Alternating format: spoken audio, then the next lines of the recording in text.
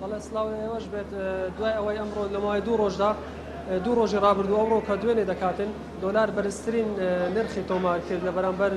دیناری عراقی بۆ مەبەستەش من ئەو پرسیارم لە هاوڵاتیان کرد بازاڕەکەنەوە ساوبەڵکو داواکاری دۆلار زۆر زیاتر بووە من بۆ زیاتر مەبەستەوە میوانێکم لە هەگە جەنابەت فەرمووی تێرانە سڵاوت لێ بێت دوای ئەوەی کۆمەڵێکەندا پەرلەمان لە پەرلەمانی عراق بڕیاریانداوە ئیمزا کۆبکەنەوە بۆ ئەوەی واژۆ کۆبکەنەوە تاوکو دۆلار بە 130,000 جێژیر بکرێ ئایا قسەی ئەوان کاریگەری هەیە لەسەر بەرزی و نزمی دۆلار و بازاری دۆلار ئێستا بەگشتی چۆن پێشەچی بە خێراتی کەڵاکەتان دەکەم لە هەولێر بە نسبەت پەرلەمانکارەکان کە ئەوە چوو باست کرد ئەوە مستحیلاتە لەبەر ئەوەی بانکی مرکزی عراقی کە دەکەم حافزی بانکی مرکزی مستەقلە بەخۆی قەرادەرە قەرارەکەشی دایە لەسەر 146 ماعدا 146 200 دینار حوالی دێتە سەرێ 146 و 200 ئاستی بەرزی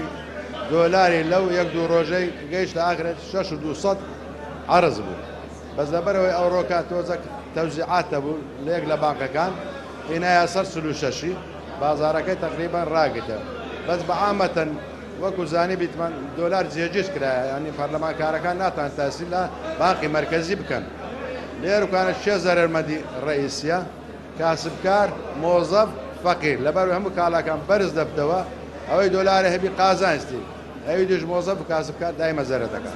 دۆلار لەم ئەوڕۆ کە بەرزتری ناسی تۆمار کرد کاریگەری هەبوو لە سەرداواکردنی دۆلار بازارەکە کز بوو یان باشتر بوو چۆن